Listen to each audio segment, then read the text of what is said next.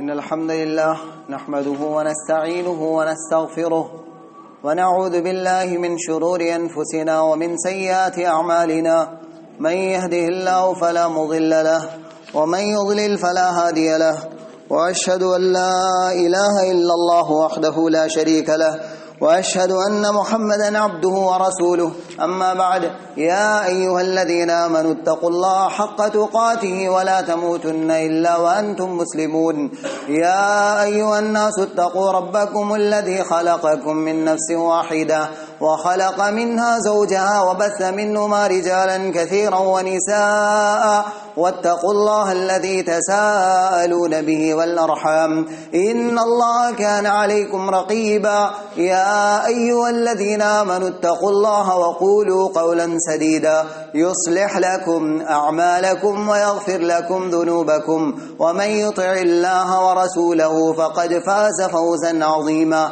أما بعد فإن أصدق الحديث كتاب الله وخير الهدي هدي محمد صلى الله عليه وسلم وشر الأمور محدثاتها وكل محدثة بدعة وكل بدعة ضلالة وكل ضلالة في النار فأعوذ بالله السميع العليم من الشيطان الرجيم فكلا أخذنا بذنبه فمنهم من أرسلنا عليه حاصبا ومنهم من أخذته الصيحة ومنهم من خسفنا به الأرض ومنهم من خسفنا به الأرض ومنهم من أغرقنا وما كان الله ليظلمهم ولكن كانوا أنفسهم يظلمون. تمام قسم کی تعریف، کبریائی اور بڑائی، حمد و ثنا، بزرگی صرف اللہ رب العالمین ہی کے لیے لائق و سزاوار ہے. صلاۃ و سلام نازل ہو اللہ کے تمام رسولوں اور انبیاء پر، خصوصاً آخری نبی جناب محمد رسول اللہ صلی اللہ علیہ وآلہ واصحابہ وازواجہ وذریاتہ ومن تبعہم بإحسان الی یوم الدین پر. انسانی زندگی ایک پانی کا بلبلہ ہے.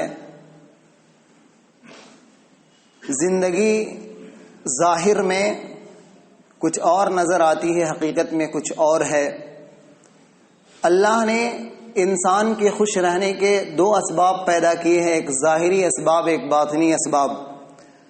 ظاہری اسباب خوشی کی ہم جو جانتے ہیں، ہم سبھی جانتے ہیں کہ کھانا پینا، پہننا، اچھے گھر میں رہنا، اچھے دکان اور اچھے دوست اور اپنے اچھے پڑوسی کے ساتھ رہنا، اسے ہم ظاہری خوشی کے اسباب سمجھتے ہیں. لیکن باطنی اور حقیقی جو خوشی کے اسباب ہیں، اس کو صرف اللہ رب العالمین اپنے نیک بندوں یعنی ایمان والوں کو نصیب کرتا ہے، انہی کو دیتا ہے. ان کے علاوہ اللہ رب العالمین یہ خوشی نہیں دیتا. آپ کے پاس ظاہری خوشی کے جو اسباب ہیں، ان کے رہنے کے باوجود بہت سارے لوگ خوش نہیں رہتے ہیں. آج غیر مسلموں کو چھوڑ دیجئے، کفار و یہود و نصارہ کو، آپ مسلمانوں میں دیکھیے، ہم اور آپ بھی غور کریں ذرا کہ کیا ہم پہلے سے آج اچھی حالت میں ہے یا نہیں، لیکن اس کے باوجود ہم ناخوش ہیں. ہمیں بہت پریشانی ہے، ہمیں طرح طرح کی بیماری ہے.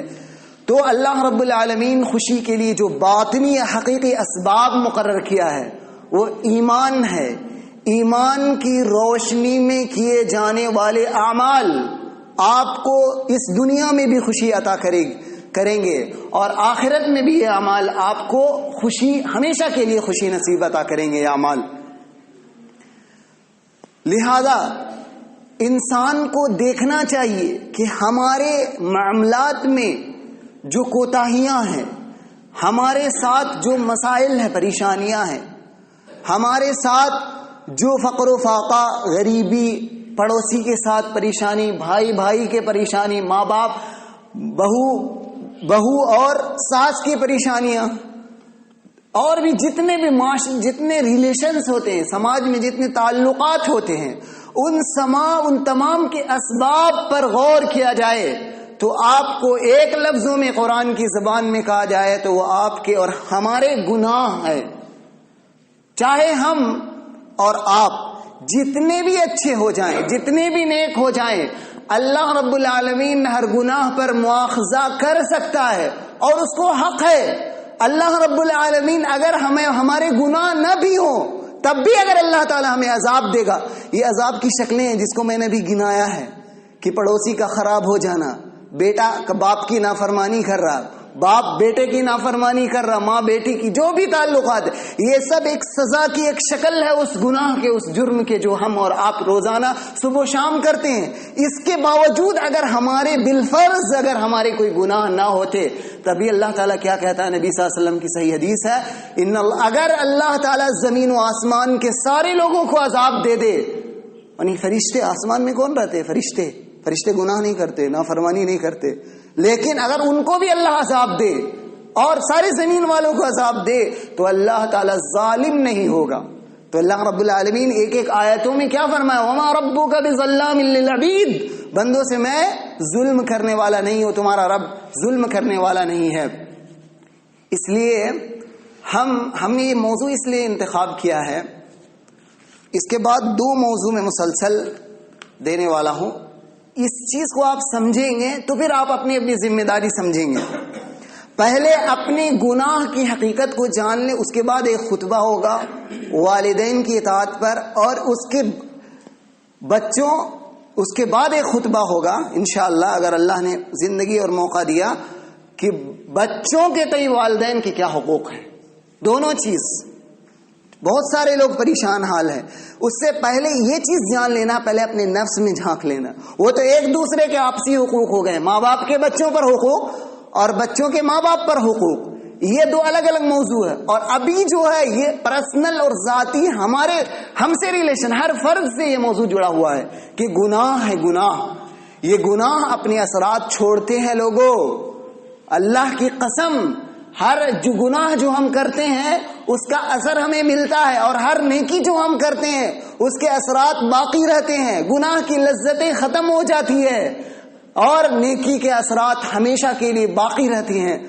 تو اللہ نے قرآن میں کہا، وَمَا أَصَابَكُم مِّن مُّصِيبَةٍ فَبِمَا كَسَبَتْ أَيْدِيكُم، تم کو جو بھی مصیبت، جس سے آپ کو غم، دکھ، تکلیف لائق ہوتی ہے، وہ تمہارے عملوں کا نتیجہ ہے۔ ظَهَرَ الْفَسَادُ فِي الْبَرِّ وَالْبَحْرِ بِمَا كَسَبَتْ أَيْدِي النَّاسِ، زمین و خشکی میں جتنا بھی آج تپاکی مزاج اور جتنے بھی آپسی ناسمجھی، سوء ظن اور تھوڑے تھوڑے معاملات میں ایک دوسرے پر جو تان تشنی اور غلط معنی اور مفہوم نکالنا، یہاں تک کہ مجھے افسوس ہوتا ہے بہت سارے لوگ کسی عالم کے خطبے کا غلط مفہوم بیان کر کے نقل کرتے ہیں۔ اللہ سے ڈرنا چاہیے، اللہ سے ڈرنا چاہیے۔ یہ مسجد ہے، اللہ کی قسم یہ سیاست کی جگہ نہیں ہے۔ اللہ تعالیٰ ہلاک کر دے گا اس پر کھڑے ہو کر جو سیاست کی بات کرے گا، اور سننے والا بھی۔ آپ غلط چیز کو کبھی بھی اپنے دماغ سے نکال دیجئے۔ اسلام ہماری اور آپ کی ہدایت کے لیے آیا ہے، کسی کے لیے نہیں۔ اگر کہنے والا آپ سے انتقام لے کر کہہ رہا ہے تو اللہ اس کی نیتوں کو جان رہا، اور سننے والا اور نقل کرنے والا اس کو غلط مفہوم سے لے کر نقل کر رہا تو اللہ تعالیٰ اسے جانتا۔ اور اللہ سے ڈرو۔ کیا خطبے میں کیا، یا ایھا الذین آمنوا اتقوا اللہ، اللہ سے ڈرو۔ لوگ کچھ نہیں کر سکتے ہیں، لوگ آپ کی تعریف کر کے آپ کا کچھ بھی نہیں بڑھا سکتے ہیں، اور آپ سے ناراض ہو کر آپ کا عیب نکال کر کچھ بھی نہیں کر سکتے اگر اللہ آپ کا خوش ہے، اکیلا اللہ۔ اور اسی پر انسان کو توجہ دینی چاہیے۔ آج گناہ جو ہے معاشرے کے اندر بہت زیادہ پھیل گئے، اور ان تمام گناہ کے نتائج میں اللہ تعالیٰ نے قوموں کو ہلاک کیا ہے۔ اللہ نے اپنے نبی صلی اللہ علیہ وسلم کو حکم دیا، اور یہ حکم صرف اللہ کے رسول صلی اللہ علیہ وسلم کو نہیں ہے، یہ حکم اللہ تعالیٰ نے سارے انسان کو خود اپنے اوپر لاگو کرنے کے لیے، مسلمانوں کو نہیں، سارے انسانوں اور جناتوں کو اللہ تعالیٰ یہ حکم ماننے پر مجبور کیا ہے، اور حکم دیا واجبی طور سے۔ جو نہیں مانے گا اللہ رب العالمین اس سے انتقام لینے والا اور اس کا مواخذہ کرنے والا ہے۔ اللہ نے کہا وَأَنِحْكُمْ بَيْنَهُمْ بِمَا أَنزَلَ اللَّهُ، آپ لوگوں کے درمیان اس چیز کے ذریعے سے فیصلہ کیجئے جو اللہ نے علم نازل کیا، جو قانون اور شریعت نازل کیا ہے۔ وَلَا تَتَّبِعْ أَهْوَاءَهُمْ، اے نبی آپ لوگوں کی خوشی اور ناخوشی کو نہ دیکھیں، لوگوں کی وَاحْذَرْهُمْ، اور آپ ہمیشہ لوگوں سے کیوں کہا گیا؟ کیونکہ لوگوں کے پاس اکثر علم نہیں ہو، علم سے جڑے ہوئے نہیں ہیں۔ تو جو لوگ علم سے جڑے ہوئے ہوتے ہیں، ہر چیز کے باریکی کو جانتے، کون سی غلطی اور کون سی غلطی نہیں ہے۔ عام آدمی بہت ساری نیکی کر سکتا ہے، بہت اچھے اعمال کر سکتا ہے، لیکن علم نہ رہنے کی، قرآن اور حدیث کے علم نہ رہنے کی وجہ سے صحیح فیصلہ وہ نہیں کر سکتا ہے۔ اس کو ضرورت ہے، وہ چاہے گا، اس کی نیت صاف ہو سکتی ہے میں نیت پہ شک نہیں کر سکتا، آپ بھی نہیں کر سکتے کسی کی نیت پہ شک، لیکن فیصلہ وہی درست ہوگا جو نبی صلی اللہ علیہ وسلم کے سنت کے موافق ہوگا اور قرآن کے فیصلے کے موافق ہوگا۔ قرآن اور سنت کے فیصلے کے موافق اگر فیصلہ نہیں ہے تو آپ کی ہماری نیت صرف خالص ہو جانے سے وہ چیز صحیح نہیں ہو جاتی ہے۔ ہم سب کے اندر عیب ہے، ہم سب کے اندر عیب ہے، اور ہم سب کو اپنی عیب کو، اپنے عیوب کو اللہ کے سامنے جانے سے پہلے فیصلہ کرنا چاہیے۔ جس کو اس دن خوش رہنا ہے، اس زندگی میں کامیاب ہونا ہے، اس زندگی میں فیصلہ کیجیے۔ کیوں ضرورت آتی ہے لوگوں کو کہ جنازے میں لوگ جا کر وہ اس کے گناہ کو معاف کر دو، معاف کر دیا جائے؟ یہ ضرورت آپ کی زندگی میں ہے، اور آپ جس کے ساتھ رہتے ہیں اس کے ساتھ آپ کے سب سے بڑے مسائل ہیں۔ آپ اگر آفس میں کام کرتے تو آپ کے پارٹنرز کون ہیں، اس کے معاملات صحیح کیجئے، گرچہ وہ کافر ہو۔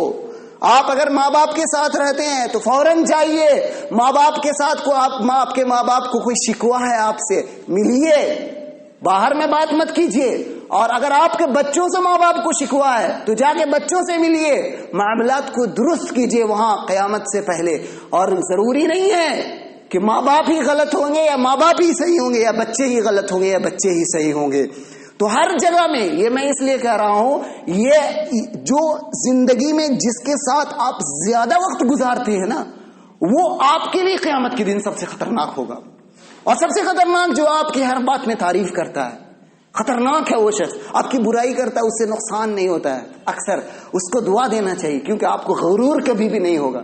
جو آپ کی برائی کرتا ہے آپ کو گھمنڈ نہیں ہوگا، وہ برا بول رہا ہے، لیکن آپ کی جو تعریف کرتا ہے، لوگ بیجا اپنے مفادات کے لیے تعریف کرتے ہیں آپ کی، اس کے پیچھے ان کے مفادات چھپے ہوئے ہوتے ہیں۔ آپ کی تعریف کرنا ہے تو آپ کی حق باتوں کو تسلیم کیا جائے، یہ ہے تعریف۔ یعنی انسان اللہ اور اس کے رسول کی بات مان لے، چاہے اس شخص کی کچھ بات نہ مانے، کوئی پرواہ نہیں۔ اللہ اور اس کے رسول کی اطاعت کے لیے مسجدیں قائم کی گئی ہے، یہ مذاق اڑانے کے لیے نہیں کی گئی ہے، بات کو توڑ مروڑ کر سماج میں فتنہ اور فساد پھیلانے کے لیے نہیں کیا گیا۔ ہم اصلاح اور ایک مصلح قوم ہیں۔ اللہ کے رسول صلی اللہ علیہ وسلم مصلح تھے، اپنے سے برا کرنے والے کے ساتھ اچھا سلوک کرتے تھے۔ معاشرے میں حل کیوں نہیں ہوتے مسائل؟ اسی وجہ سے کہ گناہ کا بدلہ ہم گناہ سے دیتے ہیں، ظلم کا بدلہ ظلم سے دیتے ہیں، اور پھر ہم اس سے زیادہ اس سے بڑے ظالم بن جاتے ہیں۔ تو اللہ تعالیٰ نے کہا لوگوں سے ذرا بچیں، کہیں آپ کو اللہ نے جو احکام نازل کیا اس سے پھیر دیں گے، لوگوں کے باتوں میں زیادہ آئیے گا تو ہو سکتا ہے آپ کو، کس کو کہا جا رہا ہے؟ اللہ کے رسول صلی اللہ علیہ وسلم سے، جس کو اللہ تعالیٰ مکمل حفاظت کر رہا ہے۔ اللہ کے رسول صلی اللہ علیہ وسلم کی زبان کی، انگلیوں کی، حرکتوں کی، دن اور رات کے ہر اعمال کی اللہ تعالیٰ خود نگرانی کرتا تھا، حفاظت کرتا تھا، ان کو اللہ تعالیٰ کہہ رہا ہے۔ تو اس کے بعد جتنے بھی لوگ ہیں، عالم ہو، عابد ہو، جتنے بھی لوگ ہیں، تمام لوگ اس کے مخاطب ہیں کہ انسان کو ڈرنا چاہیے۔ ایک بھی اللہ کے رسول صلی اللہ علیہ وسلم کا حکم اور اللہ کی ایک حکم دنیا کی ساری دولت سے بہتر ہے۔ اسی لیے آپ یاد رکھیں گے، ایک وقت کی نماز، چاہے اللہ کے دین کے لیے آپ دینی کام کے لیے نکلے ہوئے، اگر نماز کے ساتھ جماعت کے ساتھ نماز کو چھوڑے، بیکار ہے وہ رائے گاں ہے۔ آپ کروڑوں جائیداد، کروڑوں مال تقسیم کر دیجئے، لیکن آپ مسجد میں 5 وقت نہیں آتے تو بیکار ہے۔ تو یہ اگر فَإِن تَوَلَّوْا فَاعْلَمْ أَنَّمَا يُرِيدُ اللَّهُ أَن يُصِيبَهُم بِبَعْضِ ذُنُوبِهِمْ۔ اگر یہ لوگ بات نہیں مانیں گے، کوئی نہیں ہے، ہم اللہ کے پیارے نہیں ہیں۔ یہودی کہا کرتے تھے ابناء اللہ، اللہ کے بیٹے ہیں، محبوب ہیں۔ ہم اہل حدیث بول رہے ہیں تو کیا اللہ کے محبوب بیٹے ہو جائیں گے؟ نہیں، سوال ہی نہیں پیدا ہوتا ہے۔ اللہ تعالیٰ اعمال کو دیکھتا ہے، نیتوں کو دیکھتا ہے، ایک ایک چیز کو دیکھتا ہے۔ کہا اگر یہ لوگ یا تم نافرمانی کرو گے تو جان لیجئے اے نبی صلی اللہ علیہ وسلم ان یصیبہم ببعض ذنوب، ان کے کچھ گناہوں کے ذریعے سے ہم عذاب دیں گے۔ کچھ گناہ بھی، اللہ تعالیٰ سارے گناہوں کے ہمیں تکلیف نہیں دیتا ہے۔ قرآن میں کہا وما اصابکم من مصیبت فبما کسبت ایدیکم ویعفو عن کثیر، تمہاری ہر پریشانی تمہارے عمل کا نتیجہ ہے، ویعفو عن کثیر، لیکن اللہ تعالیٰ پھر بھی بہت سارے گناہوں کو معاف کر دیتا ہے۔ اگر ہر گناہوں پہ مواخذہ کرنے لگ جائے اللہ تعالیٰ تو کب کہ انسان اس دنیا سے ہم کو مٹا دے اور دوسری قوم کو لے آئے۔ اللہ نے بہت ساری آیتوں میں کہا کیا اولم یرو کم اہلکنا قبلہم، دعوت دیتا ہے قرآن پڑھیے اور سمجھیے. کیا اولم یرو، الم یرو، کیا یہ لوگ نہیں دیکھتے؟ اہلکناہم، کتنے بھی قوموں کو، بہت ساری قوموں کو ہم نے ہلاک کر دیا ہے. کن کو؟ ایسی ایسی قوم کو زمین میں بادشاہت دیا تھا. مکناہم، بادشاہت دیا تھا. مسلمانوں کی بادشاہت تھی. جانتے ہیں ہارون رشید کی بھی بادشاہت تھی. اور وہ معاملی نہیں، ہندوستان سے لے کر ایران اور افریقہ اور پورا ہارون رشید کی سب سے بڑی بادشاہت تھی. اسی لیے ہارون رشید مذاق اڑایا کبھی کہ رحمہ اللہ اچھے بادشاہ تھے، کبھی کبھی مذاق اڑاتے تھے. ایک مرتبہ فرعون کے قرآن کی آیت جب انہوں نے سنی، قرآن میں فرعون کہتا ہے الیس لی ملک مصر وہذہ الانہار. فرعون نے اپنے الہ ہونے کا، اللہ ہونے کا دعویٰ کی دلیل یہ دیا تھا کہ کیا میرے پاس مصر جو ایجپٹ ہے، کتنا بڑا ملک ہے بھی جانتے ہیں، مصر کی مجھے بادشاہت نہیں دی ہے. تو ہارون رشید ہنستا ہے اور کہتا ہے اس کو زمین کی چھوٹے سے ٹکڑے کی بادشاہت ملی تھی اور اس نے اللہ کے ساتھ غرور کیا. اور اللہ نے مجھے اتنی بڑی سلطنت دی ہے کہ ہندوستان، پاکستان، بنگلہ دیش اور پورا عرب، جزیرۃ العرب جتنے ممالک ہے، فلسطین، ادھر آپ کا افریقی ممالک، سارے لوگ، بہت سارے اور بعض یورپی ممالک تک ان کی حکومت اللہ تعالیٰ دی تھی. لیکن اللہ کا شکر ادا کرتا تھا یہ بندہ، اور نمازی تھا، بے نمازی نہیں. تو اللہ تعالیٰ نے گناہوں کی پاداش میں ایسے ایسے لوگوں کو جن کو اللہ تعالیٰ نے بڑی بڑی حکومتیں دی، کیا کہا فَأَهْلَكْنَاهُمْ بِذُنُوبِهِمْ، ان کو گناہوں کی وجہ سے ہم نے ہلاک و برباد کر دیا. انسان کو غور کرنا چاہیے، اپنی اصلاح کے لیے بڑی فکر کرنی چاہیے، اور اصلاح ہم کر سکتے ہیں. ضروری ہے کہ ہم اپنی نیتوں میں پختگی پیدا کریں، قوی بنے، اپنے ارادے میں مضبوط بنے. آپ اللہ اور اس کے رسول کے تعلق سے آگے بڑھنے میں کیوں نہیں پختہ بنتے ہیں؟ سارے معاملات جب آپ ضد میں اڑ جاتے ہیں کہ یہ دکان مجھے خریدنی ہے کسی حالت سے، کیس مجھے جیتنا ہے، تو جیتتے ہیں یا نہیں؟ کیونکہ آپ اڑ جاتے ہیں. جانتے ہیں کہ مجھے یہ کام کروانا ہے تو گھوس دے کر، رشوت دے کر ہر کام آپ کرواتے ہیں، ہم بھی کرواتے ہیں. یعنی آپ کا عزم پختہ ہوتا ہے. آپ کو تجارت کے لیے جانا ہوتا مال لانے کلکتہ، یا آپ کو جانا ہوتا رانچی، ٹاٹا، دلی، ممبئی، جہاں جانا چاہتے ہیں آپ مال کے لیے، اسی دن اتنے بجے رات کو آپ اٹھ کر چلے جاتے ہیں. یعنی آپ کا عزم اور پختہ عزم ہوتا ہے. آپ صبح میں یا ہم صبح میں کیوں نہیں اٹھ پاتے ہیں؟ کیونکہ پختہ نہیں ہے. ہم اپنی اصلاح کیوں نہیں کر پاتے ہیں؟ ہم پختہ نہیں ہیں ارادے میں. اگر ہم پختہ بن جائیں گے میرے بھائیوں اور دوستوں، اللہ آپ کا دشمن نہیں ہے. اللہ نے جن چیزوں کو آپ پر واجب کیا ہے وہ مشقت والی نہیں ہے. آپ اچھے ہیں، اچھے بن جائیں گے. آپ اپنے دماغ سے جو وائرس شیطان نے ڈال رکھا اس کو نکال دیجئے، اور ہر چیز کو ایک مثبت نظریے سے سوچئے اور ایک حسن ظن کے ساتھ سوچئے. انشاءاللہ آپ کے سارے مسائل ہو جائیں گے، دینی بھی دنیاوی سب حل ہو جائیں گے. اللہ نے کیا کہا؟ اسی معنی کو اللہ نے قرآن میں کہا ذالک بأن اللہ لم یکن مغیرا نعمتا انعمها علی قوم حتی یغیروا ما بانفسہم. اللہ تعالیٰ جب کسی قوم پر کوئی نعمت عطا کرتا ہے تو اس وقت تک اس سے نہیں چھینتا ہے یہاں تک کہ وہ اپنے آپ کو بدل دیں. یا نعمت اللہ تعالیٰ اس وقت عطا کرتا ہے جو اپنے آپ کو بدل. سب سے بڑی نعمت ہے، سب سے بڑی نعمت، اور 5 وقت فجر کی نماز میں آ جائے.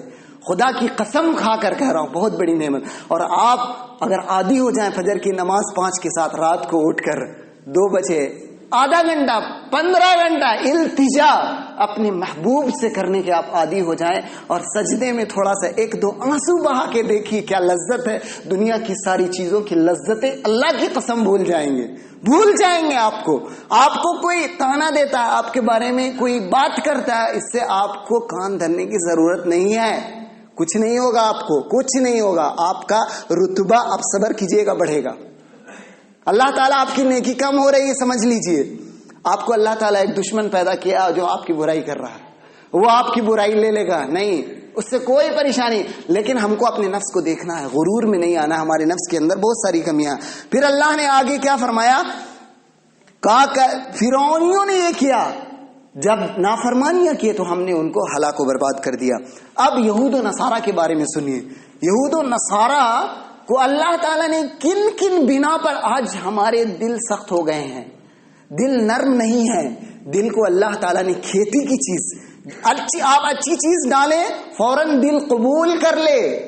آپ اچھا بنائیں اپنے دل کو, دل کے اندر اصلاح کی کوشش کرے, اللہ تعالیٰ اس کو اچھا کر دیتا ہے. لیکن آپ ایک نافرمانی کیجئے گا اللہ کی, دوسری نافرمانی کیا کرتے رہیے گا, تیسری کریے گا, چوتھی کریے گا, یہاں تک کہ ران علی قلوبہم, دل میں زنگ لگ جائے گا. پھر جب کوئی نصیحت کی بات کوئی بھی عالم دین کرے گا تو آپ اس کا غلط مفہوم نکالیں گے, کیونکہ دل میں کیا زنگ لگ گیا ہے اور شیطان اس پر پورا قابض ہو گیا ہے, جم گیا ہے. شیطان یہ کرنا چاہتا ہے. اسی لیے دیکھیے یہود و نصارہ کے تعلق سے کیا کہا, فَبِمَا نَقْضِهِمْ مِيثَاقَهُمْ, ہمارے جب انہوں نے اللہ سے عہد و پیمان کیا تھا, ہم اور آپ بھی عہد و پیمان کر کے آئے ہیں کہ اللہ تیری عبادت کریں گے. کب ماں کے پیٹ میں تھے نا, آدم علیہ السلام کی نسل سے جب اللہ تعالیٰ نے روح کو نکالا تھا, اللہ نے وعدہ کیا تھا میری عبادت کرو گے نا, نماز پڑھو گے نا 5 وقت کی, کہا تھا ہاں کریں گے. تو اس عہد کو ہم آج توڑ دیتے ہیں. اس کے باوجود اللہ تعالیٰ نے رسول کو بھیجا تاکید کے لیے, تاکہ کوئی یہ نہ کہے کہ مجھے یاد نہیں کہ آدم علیہ السلام کے ٹائم روح کو آپ کیسے بلوائے تھے. ہم لوگوں تو یاد نہیں ہے, کیونکہ انسان بہت ظالم ہے. ان الانسان لظلوم کفار, ناشکرا ہے, جھٹلا دے گا. اسی لیے اللہ تعالیٰ نے رسول کو بھیجا, اور رسول صلی اللہ علیہ وسلم کے جانے کے بعد علماء کو, علماء حق کو باقی رکھا ہے, جو کسی بھی مفاد اور کسی بھی نقصان کے پرواہ کیے بغیر ہمیشہ زمین میں تھوڑی سی علماء کی جماعت اتنی بڑی رہے گی اور آپ کو بتاتے رہے گی, اور وہ ان کو لوگ پریشان بھی کریں گے, اور وہ ان سے رکنے والے نہیں ہیں, کیونکہ ان کو جو نعمت ملی ہے اگر آپ کو احساس ہو جائے تو آپ بھی تمنا کریں گے اور دعائیں کریں گے. اسی لیے میں آپ کے لیے بھی اور ہم اپنے لیے بھی, سارے مسلمانوں کے لیے دعا کرتے ہیں کہ اللہ تعالی ہمیں ہدایت نصیب کرے اور نبی صلی اللہ علیہ وسلم اور صحابہ کے طریقے پر چلائے, ہمارے دل سے بغض و حسد کو نکال دے. کہا کہ یہود و نصارہ نے اللہ سے جو عہد و پیمان کیا تھا اس کو توڑ دینے کی وجہ سے, اللہ کے احکام جب سنائے جاتے تھے تو اس کو ٹھکرا دینے کی وجہ سے, انبیاء کو قتل کرنے کی وجہ سے, اور وہ لوگ کہتے تھے ہمارے دل سخت ہو گئے ہیں. یا ہم لوگ کیا کہتے ہیں آپس میں, قسمت میں لکھا ہوتا تو ہم بھی نمازی ہوتے, اسی طرح کی بات ہے, دل سخت ہو گئے ہیں. قسمت میں ہوتا تو ہم بھی ماں باپ کے فرما بردار ہوتے, قسمت میں ہوتا تو ہم بھی حق حلال کماتے. یہ سب کیا ہے, قلوبنا غلف کی طرح ہے, ہمارے دل میں تالے پڑ گئے ہیں. تو یہ سب باتیں اللہ کو ناپسند تھے. اسی لیے اللہ نے کیا کہا, اللہ نے ان لوگوں کو ہلاک کیا, وجعلنا قلوبہم قاسیہ, ان کے دلوں کو سخت بنا دیا. آگے اللہ تعالیٰ نے اسی سورت کے آگے میں کہا, فبظلم من الذین ہادوا حرمنا, یہود و نصارہ کے ظلم یعنی گناہ, اپنے نفس پر گناہ کرنے کی وجہ سے ہم نے پاکیزہ روزی کو ان پر حرام کر دیا تھا, حالانکہ وہ چیزیں حرام تھی. وَبِصَدِّهِمْ عَنْ سَبِيلِ اللَّهِ كَثِيرًا, اللہ کے راستے سے روکنے کی وجہ سے ہم روک دیتے ہیں بہت سارے طریقوں سے. جب ہم مسجد سے نکل کر کسی کے بیان کے بعد, کسی بھی عالم کے بیان کے بعد ہم یہ کہہ دیتے ہیں کہ یہ فلاں کو ٹارگیٹ کر رہا تھا, فلاں جمعیت کو, فلاں شخص کو, تو اس میں ہم اللہ کے راستے میں رکاوٹ ڈالتے, کیونکہ جس شخص تک, کسی شخص تک بھی بات جائے گی اس عالم دین کی, وہ سمجھے گا کہ اس کے خلاف بول رہے ہیں. تو آپ ایک سبب بن رہے, کسی کے خلاف نہیں.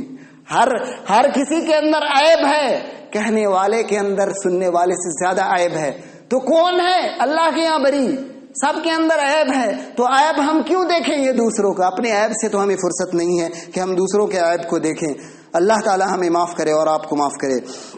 کہا وَأَخْذِهِمُ الرِّبَا, اور سود کے کھانے کی وجہ سے, وَأَكْلِهِمْ أَمْوَالَ النَّاسِ بِالْبَاطِلِ, ناجائز رشوت اور ناجائز طریقے سے لوگوں کے مال کھانے کی وجہ سے, یعنی تمام چیزیں اس میں شامل ہو جائے گی میرے بھائی اور دوستو. چاہے بینک میں آپ کام کرتے ہیں, چاہے بینک میں آپ لکھا پڑھی کی کام کریں, کوئی چیز بھی, اور ضروری نہیں ہے کہ بینک ہی میں رشوت کے کام ہوتے ہیں.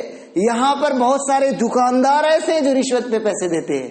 جب ہم انسٹال پہ گاڑی نکالتے ہیں وہ بھی رشوت والے معاملات ہیں, وہاں پر بھی سود کے معاملات ہیں. بعض علماء نے جائز قرار دیا, لیکن ہندوستان میں میرے چھوٹے علم کے مطابق میں نہیں سمجھتا ہوں کہ کوئی بھی ایسا بینک ہے جو اس شرائط کو مکمل کرتا ہو جو اسلام نے شریعت رکھا ہے. تو اسی لیے انسٹالمنٹ میں جو گاڑیاں نکالی جاتی ہے ان سب کے اندر کیا ہے, سود کا جو مفہوم ہے شامل, بہت وسیع مفہوم ہے. یہاں تک کہ آپ ضروری بات کہتے چلا جاؤں, اچانک یاد آ گئی, سونے اور چاندی جو ہم خریدتے ہیں دکان میں, اور دکان میں پرانا سونا دے کر نیا سونا جب خرید لیتے تو ہم سودی کاروبار کرتے ہیں. جانتے نہیں ہیں, ہم جانتے, بہت سارے لوگ نہیں جانتے ہوں گے, لیکن نہ جاننے کی وجہ سے اللہ تعالیٰ مواخذہ نہیں کرے گا. لیکن جاننے کے بعد تو اس کو کیسے کرنا ہے, آپ کے جو پرانے سونے ہیں, پرانا چاندی ہے آپ کے پاس, اس چاندی کو پہلے اسی دکان سے فروخت کر دیجئے, بیچ دیجئے, اور اس سے پیسہ اپنے ہاتھ میں لے لیجئے. اس کا ایک الگ بیع کریے, ایک الگ پرچیز, اس کا پرچیزنگ بل بنائیے. اس کے بعد وہ پیسہ لینے کے بعد اب اسی دکان سے دوسرا سونا پسند کیجئے اور اس کو خریدیے, اور اپنے پاس سے پیسے ملا کر اس سونے کو خرید لیجئے. یہ صحیح طریقہ ہے, اور وہ طریقہ جو ہے غلط ہے. ایسے بہت سارے واقعات ہیں صحابہ کی زندگی میں جس کو نبی صلی اللہ علیہ وسلم نے حرام قرار دیا ہے, ابھی وہ محل نہیں ہے. تو میں یہ کہہ رہا تھا, ان سب کی وجہ سے اللہ تعالیٰ نے ان کے دل کو لعناہم, دوسری آیت میں کہا لعناہم وجعلنا قلوبہم قاسیہ, ہم نے ان پر لعنت بھیجی ہے. ان پر بھیجی, ہم پر نہیں بھیجیں گے. اللہ تعالیٰ صفت کی وجہ سے بھیجا ہے, دیکھیے کام کی وجہ سے بھیجا. یہود و نصارہ سے اللہ تعالیٰ کی کوئی دشمنی نہیں تھی. جس طرح یہود و نصارہ انسان تھے, ہم بھی اسی طرح انسان ہیں. یہود و نصارہ پہ کیوں لعنت ہوئی, کیوں اللہ تعالیٰ نے ان کے دلوں کو سخت بنایا؟ کیونکہ انہوں نے اللہ کے فرمان کو ٹھکرا دیا تھا. اور جب اللہ کے فرمان کو آپ ٹھکرانے لگتے ہیں, دیکھیے پہلے دل سے آپ یہ مسجد میں جب بھی آئیں یا گھر میں ذرا باریکی سے سوچیں. اور یہ ایمان کس کو کہتے ہیں؟ اللہ اور اس کے رسول پر ایمان لانے کا مطلب یہ ہے کہ اے اللہ, اب ہر کوئی آسان ہے لیکن یاد رکھنے کی ضرورت ہے اس چیز کو, اس نقطے کو بہت اہم ہے. اے اللہ, میں سچا سمجھتا ہوں اللہ کے رسول کو اور تمام انبیاء کو, اللہ پر ایمان رکھتا ہوں, قیامت پر ایمان رکھتا ہوں, جو دین نازل کیا ہے اللہ, تمام پورا اسلام جو ہمارے اوپر نازل کیا گیا, اس کو میں سچا سمجھتا ہوں اور اس کو دل سے مانتا ہوں, چاہے میں جانوں یا نہ جانوں. جس کو میں جانتا ہوں جاننے کے بعد میں اسے مان لیتا ہوں, اور جسے نہیں جانتا ہوں انشاءاللہ اگر میں ان چیزوں کو جانوں گا تو اس کو میں سچا سمجھوں گا اور اس پر ایمان رکھوں گا. اور اللہ تو اسی حالت پہ مجھے موت دینا. یہ مفہوم جو سمجھ گئے ہیں, آپ تنہائی میں جا کر اس چیز کو اپنے زبان پہ ریپیٹ کریں, اپنے الفاظ میں. جو اللہ کے رسول صلی اللہ علیہ وسلم پر جو دین نازل کیا ہے اللہ تو نے, اس کو میں سچا مانتا ہوں اور میں مانوں گا. آپ اس کام کو نہ بھی کر رہے ہیں تب بھی آپ اس کو بولے وہ صحیح ہے, میری غلطی ہے. آپ اپنی غلطی کو مانیے گا, یہ اللہ کو پسند ہے. آپ جب شرمندہ ہوئیے گا, مجھ سے غلطی ہوئی ہے. بہت سارے لوگ بہت عجیب و غریب معاملات کرتے ہیں. آپ سے ایک شخص شرمندہ ہے, آپ کے پاس آ کے معاملات کرنا چاہتا ہے, اس کو اور ڈانٹتے ہیں. ایسا مت کیجیے. اللہ کے نبی صلی اللہ علیہ وسلم الندم توبہ, ضروری نہیں ہے کہ آدمی آپ کے پاس آ کر کھل کے کہے کہ مجھے معاف کر دو. کسی کو ہمت نہیں ہے, لیکن آپ کے پاس آ کر تھوڑا جھک رہا, دب رہا ہے, آپ حق پر تھے, آپ اچھے تھے, اس سے غلطی ہوئی, لیکن وہ چاہ رہا آپ کے سامنے, چہرہ بتا دیتا ہے کہ انسان نادم ہو کر آیا ہے. اللہ ہے کہ جھوٹا ہو, ایک مرتبہ ایسا کیا, دوسرا مرتبہ بھی اسی چہرے کے ساتھ آیا, تو اس کا معاملہ الگ ہے. لیکن آپ ایک آدمی آپ کے ساتھ شرمندگی کے ساتھ آیا ہے تو آپ اسے معاف کر دینا چاہیے. اور اللہ تعالیٰ تو غفور رحیم ہے. آپ جب ان چیزوں کا احساس دل میں لے لیں گے تو اللہ تعالیٰ یقیناً معاف کر دیتا ہے. اب سماج میں گناہوں کے جو کثرت ہیں, جو کثرتیں اور تیزی سے ساتھ پھیلتی جا رہی ہے, اس گناہوں کا کیا کہا جائے. ایک دو حدیث سن لیں, اس کے بعد خطبے کو ختم کرتا ہوں. صحیح حدیث ہے, اللہ کے رسول صلی اللہ علیہ وسلم سے پوچھا گیا کہ اللہ کے رسول صلی اللہ علیہ وسلم, ہم کیسے امر بالمعروف اور نہی عن المنکر کو چھوڑ دیں گے؟ یعنی بھلائی کا حکم دینا ضروری ہے. ہم اپنی غلطی اور آپ کی غلطی پر جب انگلی اٹھاتے ہیں تو شخصیت پہ نہیں اٹھاتے. کوئی بھی عالم اگر اس کی نیت ہے تو اللہ جان رہا ہے, اور بہت خطرناک مواخذہ ہے اس عالم پر. کوئی بھی عالم دین اگر کوئی بات کہہ رہا ہے, چاہے تمام لوگ کر رہے ہوں یا دو چار لوگ کر رہے ہوں, تو اس کی نیت صحیح ہونی چاہیے, یہ اس کا اپنا میٹر. سامنے والے کو یہ نہیں سمجھنا چاہیے کہ وہ میرے خلاف اور فلاں کے خلاف بول رہا ہے، اس عمل کو برا قرار دے رہا، کسی شخصیت کو برا نہیں قرار دے رہا، برا اس عمل کے جان لے گا تو اسے چھوڑ دینا چاہیے، لیکن اگر نہیں چھوڑ رہا ہے تو وہ شخص پھر برا ہو جا رہا ہے اللہ رب العالمین کی نظر میں۔ تو ہم کیسے امر بالمعروف والنہی عن المنکر کو چھوڑ دیں گے؟ اللہ کے رسول صلی اللہ علیہ وسلم تو کہا اگر تمہارے درمیان وہ برائیاں جنم لے لے جو برائیاں بنو اسرائیل کے اندر تھی۔ کہا کیا برائیاں تھی؟ کہا اس کے اندر فحش کاری، زنا اور غلط چیزیں پھیل چکی تھی بڑی عمر والے لوگوں کے اندر بھی۔ اور آج دیکھیں ذرا غور کریں، ہمارے پاس جو عورتوں کو دیکھنا، اور ہر جگہ جتنے بھی آج موبائل جہاں پر، اور یوٹیوب، فیس بک، ٹویٹر، جہاں پر بھی دیکھیں آپ، جب ہم دیکھتے ہیں اس میں گانے، اس میں بہت ساری چیزوں میں، اچھی چیزوں کے اندر آج لوگوں نے دینی چیزوں کے اندر گانے، میوزک اور ڈانس والی چیزیں شامل کر دی ہے۔ ایسا فتنے کے زمانے میں ہم لوگ زندگی گزار رہے ہیں، دل روتا ہے انسان کا اگر غور کرے گا کیسے سماج میں ہم جی رہے ہیں۔ تو ہر کوئی بڑا چھوٹا اس چیز میں شکار ہو چکا ہے آج۔ اور عورتوں کو دیکھنا، اس طرح سے فلموں کو دیکھنا، فلم نہیں ہے، چھوٹے چھوٹے یہ شارٹ ویڈیوز ہیں، ان چیزوں کو دیکھ دیکھ کر اپنے دماغ اور ذہن کے اندر شیطانی چیزوں کو اتنا غالب کر لیا ہے کہ آج جتنی بھی دین کی باتیں بیان کی جاتی ہے آج ہمیں اثر نہیں کرتا ہے۔ آج ہم سنتے ہیں اور دل و دماغ سے اس کو اڑا لیتے ہیں۔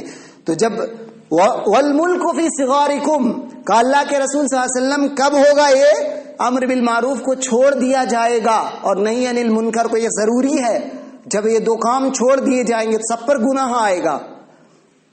کہا جب تمہارے اندر، تمہارے بڑوں کے اندر فحش کاری اور برائی پھیل جائے گی، چھوٹے بھی شریک ہیں اس کے اندر، ایسا نہیں کہ چھوٹے شریک نہیں ہیں۔ والملک فی صغارکم، اور بادشاہ چھوٹے لوگوں کے اندر آ جائے، عہدہ جو لائق نہیں ہے، صغار کے معنی لائق نہیں ہے، چھوٹے مطلب عہدے کے لائق نہیں ہے، وہ ان کے اندر اگر آ جائے۔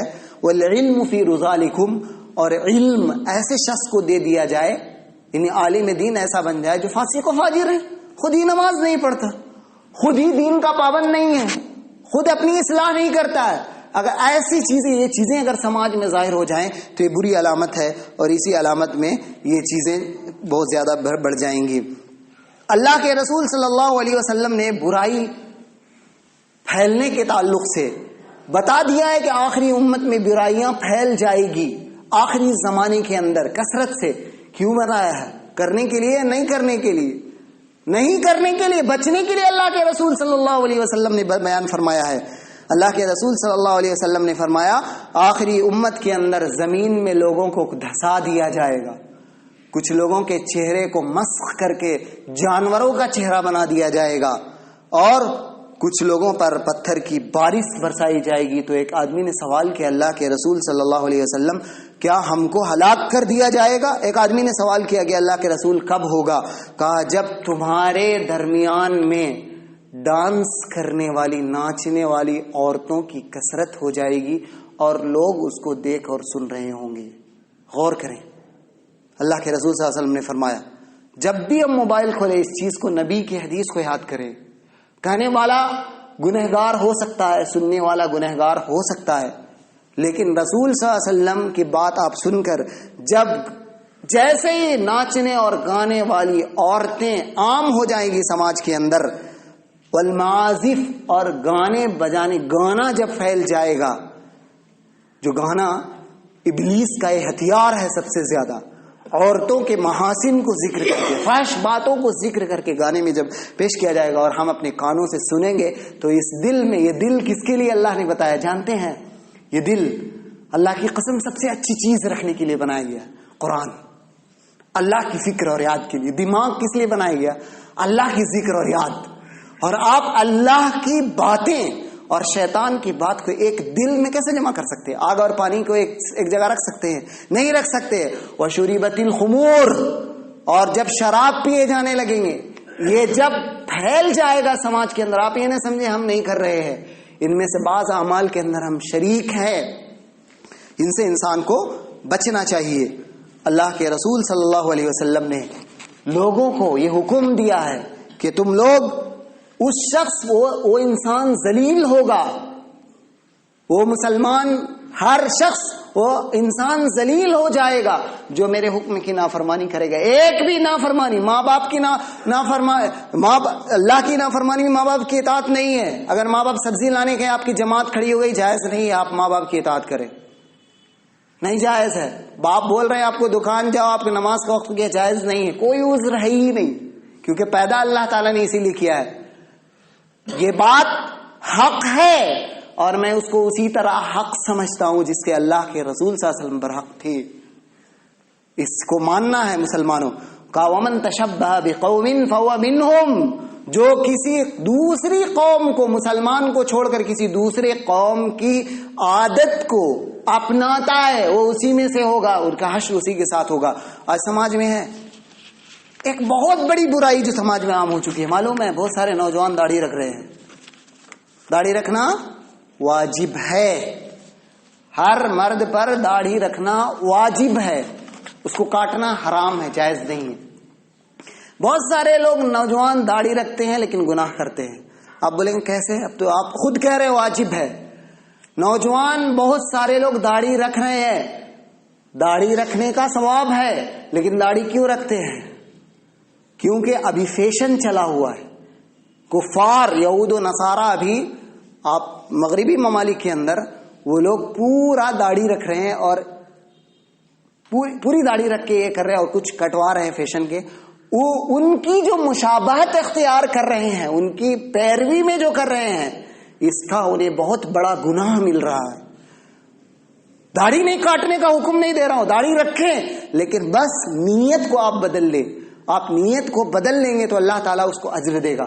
تو ان سب آپ اب اس خطبے میں یہ بات ہمیں سمجھ میں آتی ہے کہ انسان کی زندگی میں جو مسائل ہیں ان تمام مسائل کا ذمہ دار ہر انسان خود ہے اور اس کا عمل ہے. آپ یہ نہ سمجھے کہ ہم چوری کریں گے تو میرا یہاں ہاتھ کاٹا جائے گا. نہیں، چوری کریں گے تو آپ کا بیٹا نافرمانی کرے گا. آپ حرام کام کریں گے، آپ انشورنس کا کام، آپ بینک کا کام کریں گے، آپ کے بیٹے بیٹی داماد بہو آپ کے نافرمان ہو جائیں گے گھر میں. آپ کے بھائی آپ سے ناراض ہو جائیں گے. آپ کے زمین و جائیداد کے مسائل بگڑتے جائیں گے. ایک بے ایمان ہو جائے. کیوں؟ آپ ایک طرف جو اللہ کی نافرمانی کر رہے ہیں اس کا وسیلہ اللہ تعالیٰ دوسری طرف سے لے گا، دے گا آپ کو. اور اس میں بھی اللہ تعالیٰ کا احسان ہے کہ اللہ تعالیٰ دیکھیں ان باتوں کو ہمیں سکھا دیا. جب ہم اور آپ قرآن حدیث کو پڑھے تو ان چیزوں کو جان لیے، تو اب اس چیز کو چھوڑ کر ہم حل کر سکتے ہیں دنیا و آخرت دونوں کے مسائل کو. اللہ تعالیٰ سے دعا ہے کہ اللہ تعالیٰ ہماری تمام غلطیوں کو معاف فرما دے. الہ العالمین ہمیں نیک بنا دے، ہمارے دلوں سے کینہ بغض و حسد نکال دے اور غلط معنی اور مفہوم نکالنے سے ہمیں بچائے. بارک اللہ لنا ولکم بالقرآن العظیم ونفعنی وإیاکم بالآیات والذکر الحکیم. انہ تعالی جواد کریم ملک رؤوف رحیم.